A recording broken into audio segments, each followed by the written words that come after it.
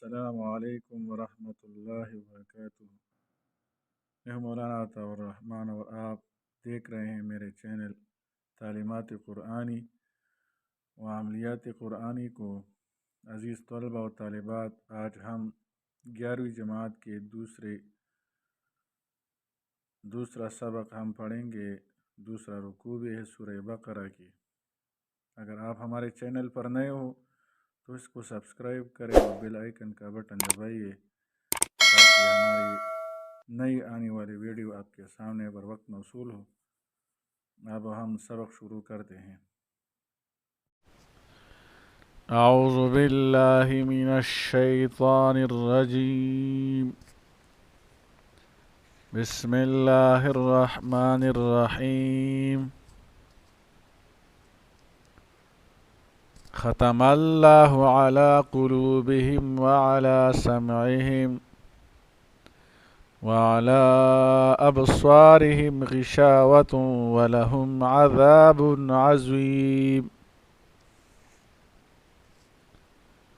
سورہ بقرہ کے شروع میں قرآن کریم کا شک و شبہ سے بالاتر ہونا بیان کرنے کے بعد 20 آیاتوں میں اس کے ماننے والوں اور نہ ماننے والوں کے حالات کا ذکر کیا گیا ہے۔ اول 5 آیاتوں میں ماننے والوں کا تذکرہ متقین کے عنوان سے ہے، جو مومن ہے، پرہیزگار ہے، اور ان کے 5 صفات اس میں ذکر کیے گئے ہیں۔ پھر 2 آیاتوں میں ایسے نہ ماننے والوں کا ذکر ہے جو کل طور پر قرآن کا انکار کرتے ہیں، جنہیں کفار کہتے ہیں، ان الذین کفروا سے۔ ان 2 آیاتوں میں ان کی دنیاوی بدلہ، ان کفر کی دنیاوی بدلہ بھی ذکر کیا گیا ہے اور اخروی بدلہ بھی۔ سواء علیہم انذرتہم ام لم تنذرہم لا یؤمنون، ختم اللہ علی قلوبہم وعلی سمعہم وعلی ابصارہم غشاوۃ۔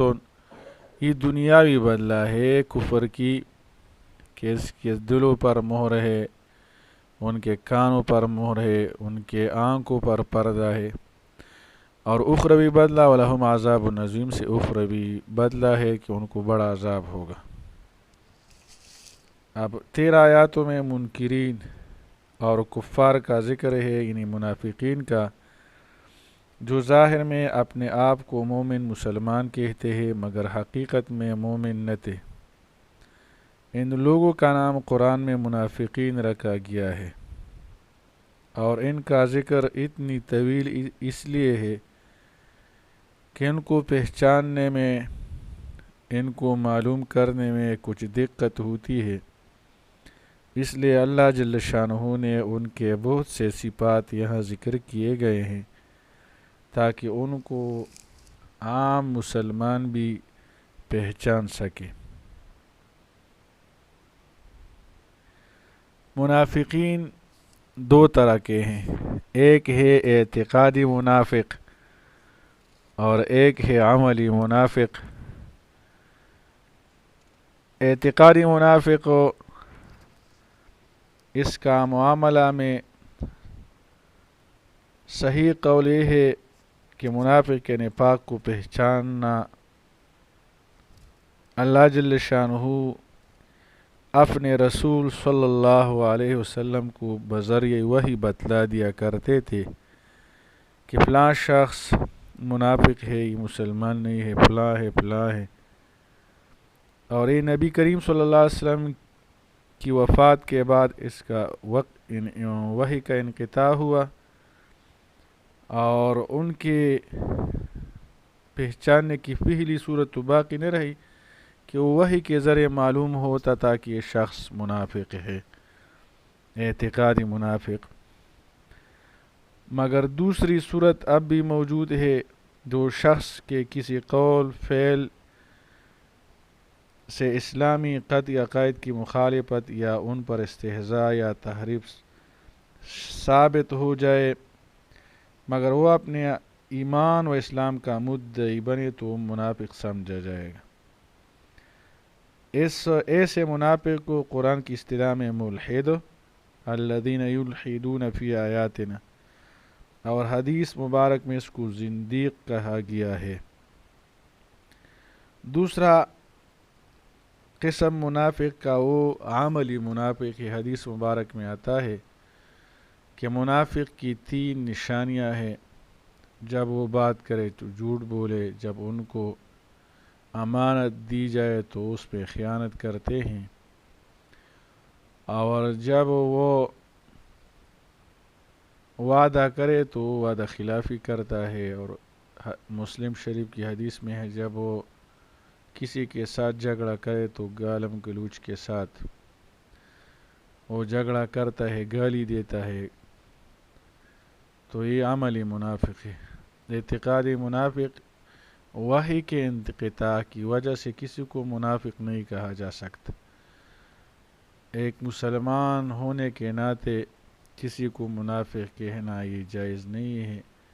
ان کی دل کی حالت ہمیں معلوم نہیں ہے، وہ اللہ جل شانہ کے سپرد ہے کہ وہ صحیح مسلمان ہے یا منافق ہے یا عملی منافق ہے، وہ اللہ جل شانہ کے ہاں اس کا فیصلہ کیا جائے گا۔ وَمِنَ النَّاسِ مَن يَقُولُ اور بعض لوگ ایسے ہیں جو کہتے ہیں آمنا باللہ ہم اللہ پر ایمان لے، وبالیوم الآخر اور آخرت کے دن پر ایمان لے آئے، وما ہم بمؤمنین حالانکہ حقیقت میں وہ مومن نہیں ہے، یخادعون اللہ وہ اللہ کو، والذین آمنوا اور ایمان والوں کو دھوکہ دینا چاہتے ہیں۔ یخادعون خداع یہ دھوکہ دینا، وہ اپنے گمان میں اپنے خیال میں وہ اللہ کو اور ایمان والوں کو دھوکہ دینا چاہتے ہیں، وما یخدعون اور حقیقت میں اپنے آپ کو الا انفس اپنے آپ کو دھوکہ دے رہے ہیں، وما یخدعون اور یہ دھوکہ نہیں دے رہے الا انفسهم مگر اپنے آپ کو، وما یشعرون اور وہ شعور نہیں رکھتے۔ حقیقت میں وہ اپنے آپ کو دھوکہ دے رہے ہیں لیکن وہ حقیقت کو سمجھ نہیں پا رہے، ان کو شعور نہیں ہے۔ ان 2 آیت میں منافقین کے بارے میں متعلق فرمایا کہ ہم ایمان لے اللہ پر، حالانکہ وہ بالکل ایمان والے نہیں بلکہ وہ چال بازی کرتے ہیں اللہ سے اور ان لوگوں سے جو ایمان لا چکے ہیں، اور واقع میں کسی کے ساتھ بھی چال بازی نہیں کرتے بجز اپنی ذات کے، اور وہ اس کا شعور نہیں رکھتے۔ اس میں ان کے دعوی ایمان کو غلط اور جھوٹ قرار دیا، اور یہ کہ ان کا یہ دعویٰ محض فریب ہے۔ یہ ظاہر ہے کہ اللہ تعالیٰ کو کوئی فریب نہیں دے سکتا، اور غالباً یہ لوگ بھی ایسا نہ سمجھتے ہوں گے کہ ہم اللہ تعالیٰ کو دھوکہ دے سکتے ہیں، مگر رسول اللہ صلی اللہ علیہ وسلم اور مسلمانوں کے ساتھ ان کی چال بازی کو ایک حیثیت سے اللہ تعالیٰ کے ساتھ چال بازی قرار دے کر فرمایا گیا کہ یہ لوگ اللہ تعالیٰ کے ساتھ چال بازی کرتے ہیں، جیسے امام قرطبی رحمہ اللہ نے اپنی تفسیر میں یہی تفسیر کی ہے۔ تو یہ لوگ بے وقوف ہے کہ اپنے خیال اور گمان میں یہ اللہ کے رسول اور مسلمانوں کو دھوکہ دے رہے ہیں، حالانکہ اپنے آپ کو دھوکہ دے رہے ہیں۔ فی قلوبہم مرض ان کے دلوں میں نفاق کا مرض ہے، فزادہم اللہ مرضا تو اللہ نے ان کا مرض اور بڑھا دیا۔ یا تو یہ جملہ خبریہ ہے کہ اللہ تعالیٰ نے ان کے مرض کو اور بھی بڑھا دے، یا جملہ خبریہ ہے کہ اللہ تعالیٰ نے ان کا مرض اور بڑھا دیا۔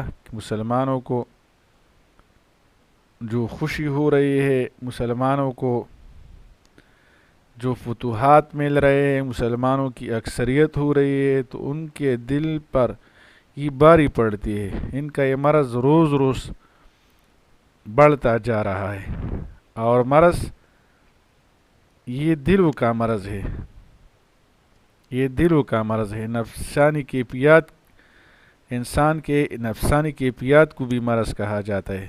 جو نفس انسانی کے کمال میں خلل انداز ہو، یہ بھی ایک قسم کی مرض ہے۔ تو ان کی مرضا کے مطابق کام نہیں ہو پا رہا تو ان کی مرض اور بھی بڑھتی جا رہی ہے، مسلمانوں کی اکثریت سے، مسلمانوں کی فتوحات سے۔ وَلَهُمْ عَذَابٌ عَلِيمٌ، اور ان کے لیے درناک عذاب ہے، علیم و درناک۔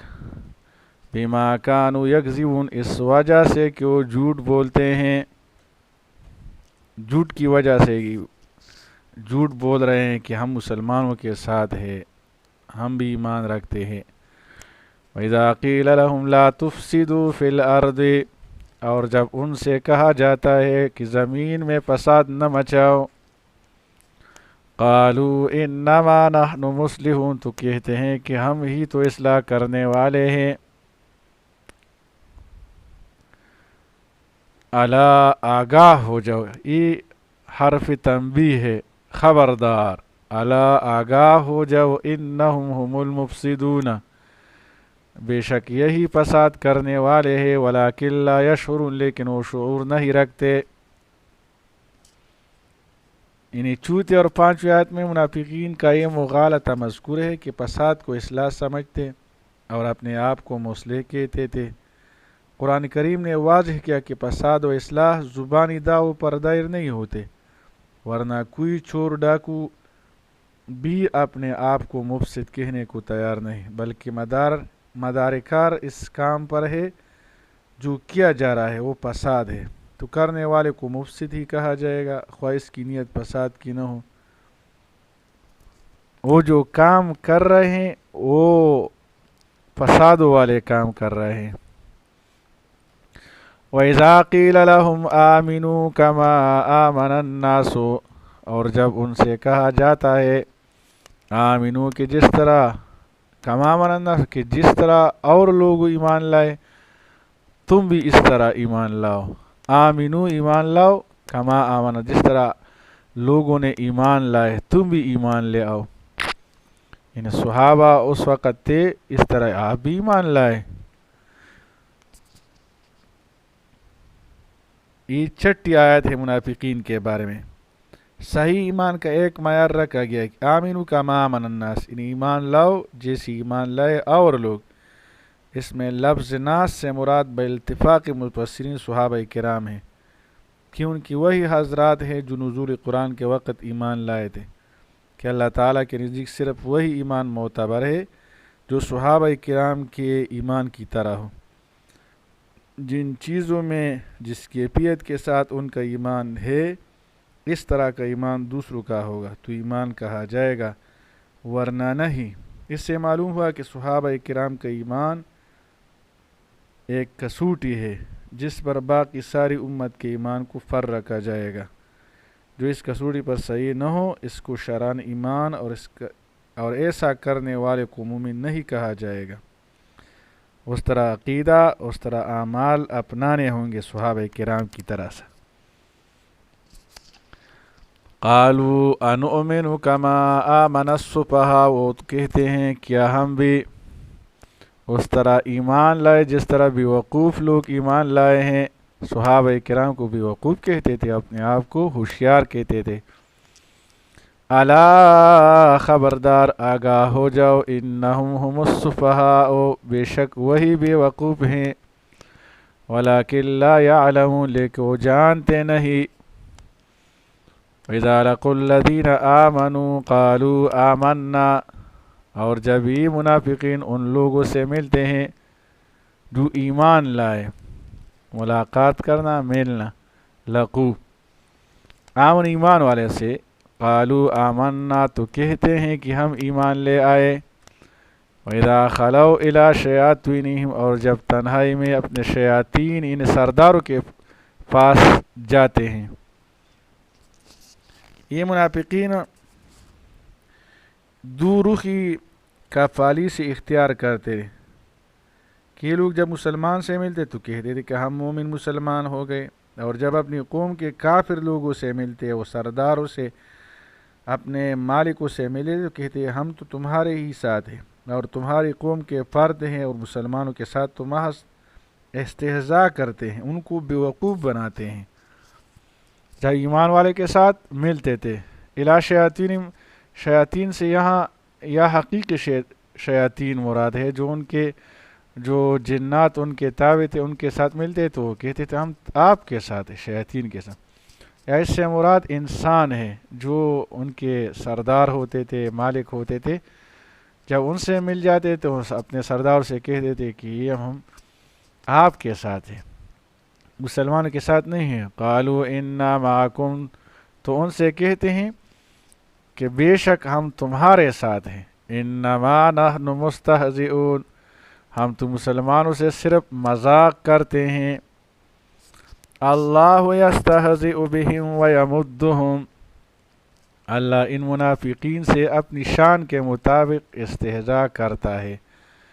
یا یہ معنی ہے کہ اللہ اس استہزاء کا بدلہ دے گا ان کو۔ وَيَمُدُّهُمْ فِي طُغْيَانِهِمْ، اور انہیں ڈیل دیتا ہے، یمدہم مہلت دینا، ڈیل دینا، فی طغیانہم یا مہون، کہ وہ اپنی سرکشی میں بھٹکتے رہیں گے، یا مہون طغیانہم سرکشی، یا مہون بھٹکتے رہیں گے اور سرگردان ہوتے رہیں گے۔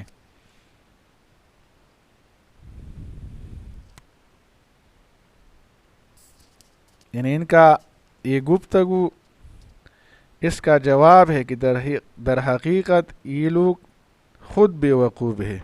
اللہ تعالیٰ تو اچانک انسان کو پکڑ لیتا ہے اور اس وقت نہیں پڑتا، انسان کو مہلت دیتا ہے، ان کی سرکشی کا بدلہ نہیں لیتا، جب تک وہ اس میں راسخ ہو جائے تو اچانک اس کے پکڑتا ہے۔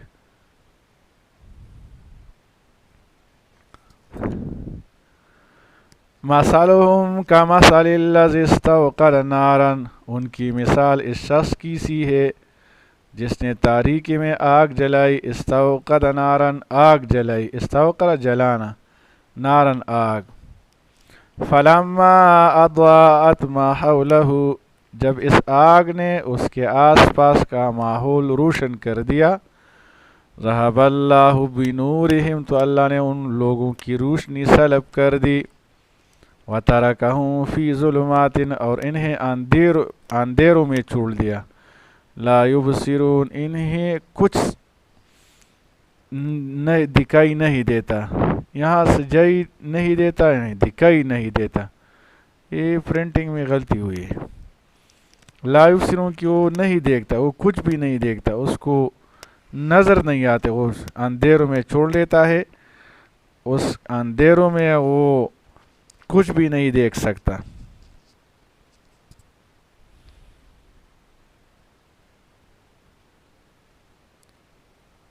یہاں ایک آیت یہاں ایک آیت ہم سے رہ گئی ہے۔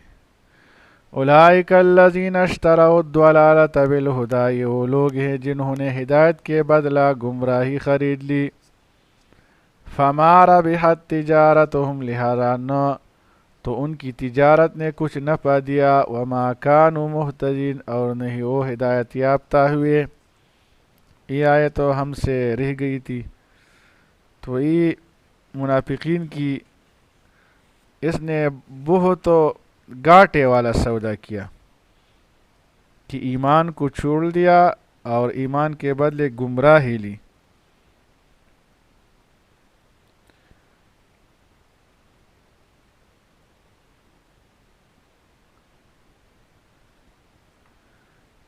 اس آیت میں منافقین کے حال کا ذکر ہے کہ انہوں نے اسلام کو بھی قریب سے دیکھا اور اس کا ذائقہ بھی چکھا، اور کفر میں تو پہلے سے مبتلا تھے، پھر کفر و اسلام دونوں کو دیکھنے سمجھنے کے بعد انہوں نے اپنی ذلیل دنیاوی اغراض کی خاطر اسلام کے بدلے کفر ہی کو ترجیح دی۔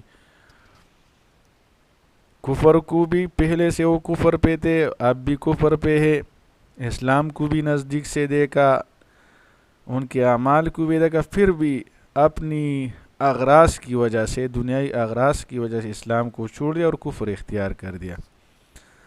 اس کو تجارت کہتے ہیں، اور یہ نفع والا تجارت نہیں تھا ان کے لیے. مثلہم کمثل الذی استوقد نارا، ان کی مثال اس شخص کی سی ہے جس نے تاریکی میں آگ جلائی. فلما اضاءت، جب اس آگ نے اس کے آس پاس کا ماحول روشن کر دیا، ماحول آس پاس کے، اضاءت روشن کر دیا، ذہب اللہ بنورہم، تو اللہ نے ان لوگوں کی روشنی سلب کر دی. وَتَرَكَهُمْ فِي ظُلُمَاتٍ لَا يُبْصِرُونَ، اور انہیں اندھیروں میں چھوڑ دیا کہ انہیں کچھ بھی دکھائی نہیں دے رہا. فی ظلمات لا یبصرون، ان کو روشنی، اور چھوڑا ان کو اندھیرے میں کہ کچھ نہیں دیکھتے. یہ لوگوں کچھ نہیں دیکھ سکتے اس میں. سمون بکمن عمیون، وہ بہرے گونگے اندھے، سمون وہ بہرے ہیں، بکمن گونگے ہیں، کچھ بات نہیں کر سکتے، سن نہیں سکتے. عمیون اندھے ہے، کچھ دیکھ نہیں سکتے. فہم لا یرجعون، تو ہدایت کی طرف رجوع نہیں کریں گے، اور ہدایت کی طرف رجوع نہیں کریں گے. اس کی تفصیل انشاءاللہ تعالی یہ مثلہم کمثل الذی آخر رکوع تک ہم کل کے ویڈیو میں آپ کو انشاءاللہ تعالی کریں گے. یہاں تک ہمارا سبق کافی ہے انشاءاللہ تعالی. السلام علیکم ورحمۃ اللہ وبرکاتہ.